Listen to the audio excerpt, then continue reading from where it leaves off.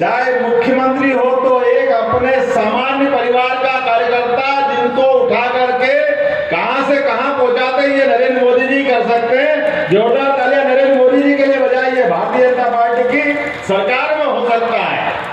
और अपना रीवा तो आप तो चारों उंगली घी में और सिर कढ़ाई में, मेरे साथ तो डबल है।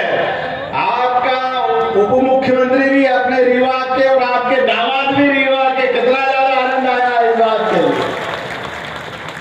और बचा कुचा थोड़ी बहुत कसर अगर थी तो पहली बार वाले विधायक दोनों बहनें भी आपकी रीवा अंचल की, जोरदार तालियां बजाएं राधा सिंह जी के, प्रतिभा जी के लिए। हमारे यहाँ पद का महत्व नहीं है, व्यवस्था में कार्यकर्ताओं को प्रशिक्षित करने का महत्व है। और इसी कारण से लोकतंत्र जिंदा किस बात के लिए होता है। लोकतंत्र की लंबी लड़ाई में अमर शहीद क्रांतिकारियों ने अपने बलिदान दिया है, अपने आत्म आहुतियां दी है।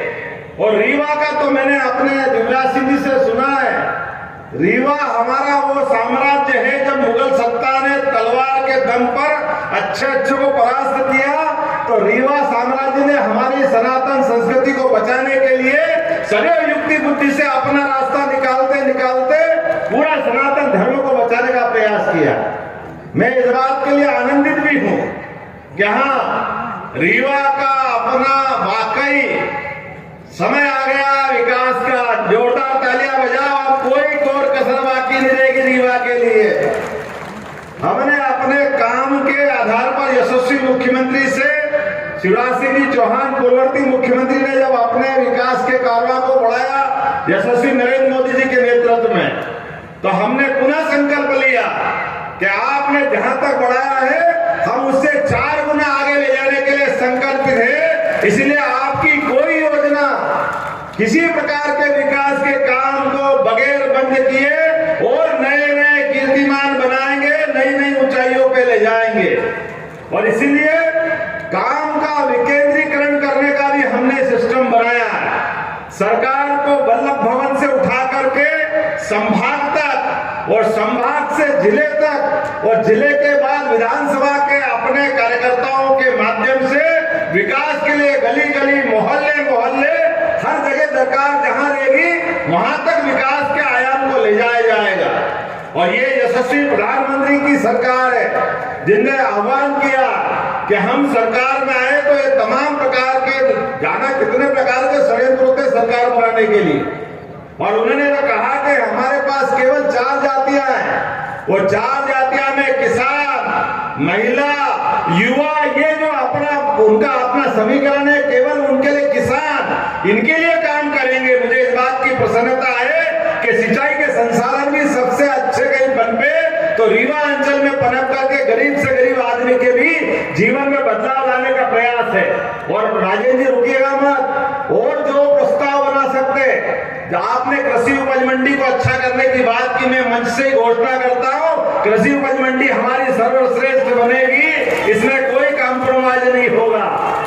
इसके अलावा भी विकास के मामले में अब रोजगार परक विकास की दृष्टि जरूरत है। और रोजगार परक विकास के लिए निश्चित रूप से अब हमारे लिए आने वाले समय में उद्योग धंधे, किसान की व्यवस्था, खास करके जिस प्रकार का समय चल रहा है, उद्योग धंधे में भी माइनिंग से जुड़े जिले जहां हमारी माइनिंग है, खनिज के बहुत अच्छे संसाधन है, उनके माध्यम से विकास होगा। तो वो जिले जहां ये पहले से लगे वो तो अपनी जगह है ही, लेकिन ऐसे जिले जहां इसकी दरकार है, अभी गुंजाइश है, उन जिलों के लिए विशेष सब्सिडी देकर के उनको भी खड़ा कर प्रत्येक बेरोजगार के हाथ में सरकार कोशिश करेगी उनके जीवन में सुख का उजाला आए, उनका जीवन भी बदले। ये प्रयास हमारी सरकार का रहने वाला है। नई शिक्षा नीति के माध्यम से यशस्वी प्रधानमंत्री ने नया दरवाजा खोला है कि हाँ, विकास तो हम करेंगे, लेकिन केवल रोटी कपड़ा मकान की बात नहीं करेंगे। रोटी कपड़ा मकान तो होगा ही, लेकिन सनातन धर्म के मामले में कोई कॉम्प्रोमाइज करने वाले नहीं है। हम अपनी सनातन संस्कृति को भी सर्वोच्च स्थान पर रख करके आगे बढ़ेंगे इसी आधार पर, क्योंकि ये भारत अपने आप मार्ग में इन विशेषताओं के कारण से ही दुनिया में सदैव आगे बढ़ता रहा है। इकबाल ने कहा है कि कुछ बात है कि हस्ती मिटती नहीं हमारी। तो यूनान, मिस्र, रोम बड़े बड़े साम्राज्य थे, लेकिन वो सारे के सारे साम्राज्य धराशायी हो गए। लेकिन हमारे अपने भारत की विशेषता है, ये अपने यहाँ पर अपनी परंपराओं के साथ अपने पुरखों के बनाए वो उच्चतम मापदंड उनको सबको स्थापित करके चलता है। इसलिए प्रभु राम में आस्था करने का मामला हो तो हाँ कहता कि हाँ हमारे पूर्वज थे। अब ये अलग बात है कि उसके मामले भी लोग राजनीति करते हैं। जिनको राजनीति करना है वो राजनीति करे, उसकी परवाह भारतीय जनता पार्टी न कभी करी है न कभी करेगी। प्रभु रामचंद्र जी ने सारा जीवन अपना कदम कदम पर पूरे भारतवर्ष के लिए समूची मानवता को धन्य करने के लिए गुजारा है। आज भी बच्चा बच्चा सबका सपना होता है कि राम राज्य होना चाहिए। भगवान राम को इस पृथ्वी पे अवतरित हुए 17 लाख साल से ज्यादा साल हो गए, लेकिन आज भी रोम रोम में राम समाये हुए हैं। और एक तरफ हम जब राम की बात करते तो हमको मालूम है आज भी बड़े दुर्भाग्य के साथ कहना पड़ रहा है। अरे भाई सुप्रीम कोर्ट ने निश्चित कर दिया, सुप्रीम कोर्ट से तो बड़ी कोई कोर्ट हो नहीं सकती है। सुप्रीम कोर्ट ने निश्चित किया कि हाँ अयोध्या में भगवान राम का मंदिर बनना चाहिए, वो मार्ग प्रशस्त होना चाहिए। मुझे इस बात पेट दुख रहा है, अभी भी वो मानने को तैयार नहीं कि वहां मंदिर बनना चाहिए। कोई इनको छोड़ने वाला है क्या? आप बताइए, ऐसे लोगों को कोई माफ करने वाला है क्या जो प्रभु राम के मामले में अड़ंगा लगा है? जीते जी पहले कह रहे थे प्रभु राम की बात करते हो, मंदिर नहीं बनाएंगे, तारीख नहीं बताएंगे। अब जब तारीख भी बता दी, मंदिर भी तैयार है, 22 जनवरी को हमारा अपना प्रभु राम के गर्भगृह में प्रवेश का भी मामला है, तो अब कह रहे हैं दूसरा मुद्दा खड़ा कर दिया। अरे भाई वो मूर्ति कहाँ है? अरे भैया तुम्हारा तो भरोसा ही नहीं था राम में, तो भगवान को कहाँ ढूंढ रहे हो? भगवान तो हमारे और आपके दिल में जो प्रभु राम को माने वो राम के, आपने तो केवल राजनीति की है। ऐसे राजनीति करने वालों को मैं निश्चित कह सकता हूं कि आज जिस प्रकार से जन आभार यात्रा के माध्यम से वैसे तो प्रदेश भर में माहौल बना है, लेकिन रीवा ने सबसे ऊंचा छक्का लगाया है, सबसे ऊंचा अपना आज का परचम लहराया है। मैंने इतने खराब माहौल में भी जब बारिश, कोहरा, शीत, तमाम प्रकार के अवरोध परमात्मा अपनी परीक्षा ले रहा है, लेकिन रीवा के लोगों ने और पूरे रीवांचल के लोगों ने जो स्वागत किया है, मैंने भी संकल्प किया है परमात्मा की दया से अगर सरकार के मुखिया का जवाबदारी दी है तो राजेंद्र जी और हम सब मिलकर के कोई कोर कसर नहीं बाकी छोड़ेंगे, प्रत्येक क्षेत्र में अपन आगे बढ़ेंगे, क्योंकि हमारी जवाबदारी है। अगर हम अपनी इतने प्रचंड बहुमत के बाद अगर हम सरकार को आगे नहीं ले जाएंगे तो कौन ले जाएगा? और इसके साथ साथ विकास भी करेंगे और हमारी सनातन संस्कृति पे गर्व भी करेंगे। मुझे इस बात की जानकारी है कि यहाँ पाणिनि संस्कृत विश्वविद्यालय का एक केंद्र बनने वाला है। 20 करोड़ की लागत से उसका हमने सेंटर का विकास करने की बात कही है। अगर 100 करोड़ भी लगेंगे राजेंद्र जी तो निश्चित रूप से उसमें भी कोई कोर कसर नहीं बाकी रहेगी। जिस जिस क्षेत्र में भी पैसा लगेगा, जो विकास का काम की आवश्यकता होगी, वो सारे के सारे काम होंगे। और आज हमने सहयोग से मैंने कहा था कि यहाँ पर मैं जहां जा रहा हूँ केवल आभार रैली नहीं कर रहा हूँ, केवल भाषण नहीं दे रहा हूँ। हमारे सभी माननीय विधायक, सांसद, मंत्री, इनके संभागों के साथ लॉ एंड ऑर्डर की बैठक। आप बताइए, वर्षों वर्षों से थाने बने हुए थे, लेकिन थानों की सीमाओं को लेकर जनता की कठिनाइयों के लिए अभी बहुत इस बात में गुंजाइश थी। हमने निर्णय किया कि थानों की सीमा बदली जाएगी और जहां जहां नजदीक से नजदीक लॉ एंड ऑर्डर के लिए व्यक्ति पहुंच सकता है, 31 जनवरी के पहले पहले उसको दुरुस्त किया जाएगा।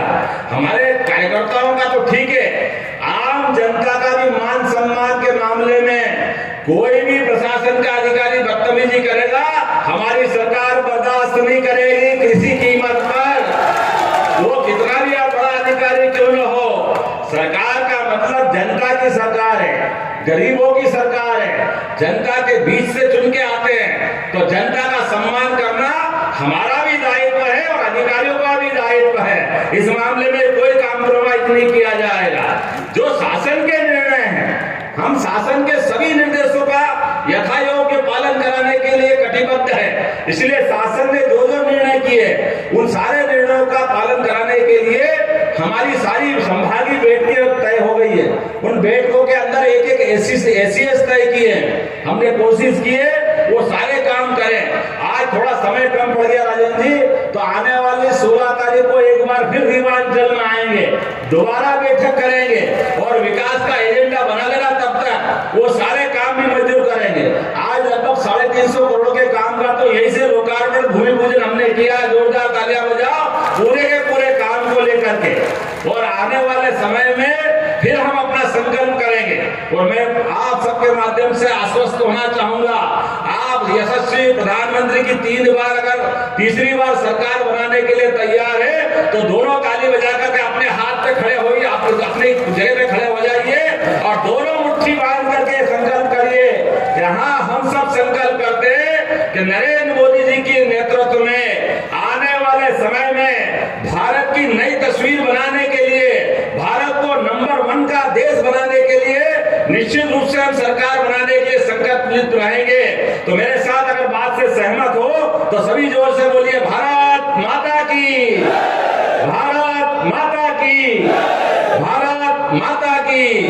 नरेंद्र मोदी जिंदाबाद, यशस्वी प्रधानमंत्री नरेंद्र मोदी जिंदाबाद। बहुत बहुत धन्यवाद। भारत माता की जय। पूर्व मुख्यमंत्री शिवराज सिंह चौहान जी के नेतृत्व में उस काम को लोगों ने मुझसे पूछा कि आगे क्या काम होगा। हमने कहा शिवराज सिंह चौहान जी ने विकासशील राज्यों की श्रेणी में मध्य प्रदेश को पहुंचाया नंबर 1 के स्थान पर, और डॉक्टर मोहन यादव विकसित राज्यों की श्रेणी में मध्य प्रदेश को नंबर 1 के स्थान पर पहुंचाया।